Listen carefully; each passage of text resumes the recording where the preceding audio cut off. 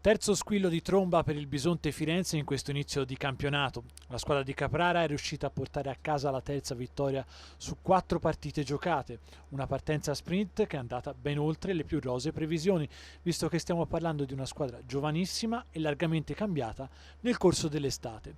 Un'impresa questa favorita in parte anche dal fatto che 3 di queste 4 gare si sono giocate a Firenze sul Taraflex di casa. Dall'altra parte abbiamo visto però una Bertoccini forte infissi Perugia che non si è mai data per vinta. È uscita battuta per 3-0, ma in ogni set ha venduto cara la pelle, arrivando sempre in volata con il Bisonte, ma perdendosi nei momenti clou del match. Primo parziale equilibratissimo, con la compagine allenata da Bovari che è riuscita a fronteggiare ed annullare la bellezza di 4 set ball prima di arrendersi al quinto. Il punto decisivo è siglato dalla centrale canadese Maglio che vale il 28-26.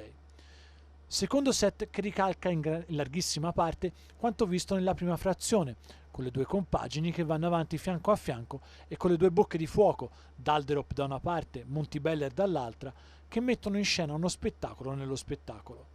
Alla fine del match sarà però la prima a prevalere, mettendo a segno la bellezza di 24 punti contro i 20 dell'avversaria brasiliana.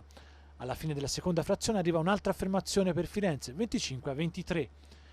Nel terzo set invece mette la testa avanti Perugia, che sembra avere la voglia di prolungare la sfida portandola almeno al quarto set. Però in questa fase del match emerge la figura di Alice De Gradi, inserita da Caprara, riesce a dare una marcia in più alla propria squadra. Il match si conclude con un errore, uno dei pochissimi, di Montibeller, che mette fuori un attacco da zona 2. Firenze festeggia e un po', ma giusto un po', sogna, anche se guai a dirlo a Caprara al suo staff tecnico. Perugia può tornare a casa con l'onore delle armi, anche se essere ancora a zero un po' pesa per una squadra che deve cominciare a raccogliere punti se vuol davvero salvarsi al termine di questa stagione. L'incontro dunque termina con questi parziali: 3-0 per il Bisonte, 28-26, 25-23, 25-22. Per quanto riguarda le marcatrici, le migliori le abbiamo dette, ma dietro Dalderop e Montibeller c'è il vuoto in entrambe le formazioni.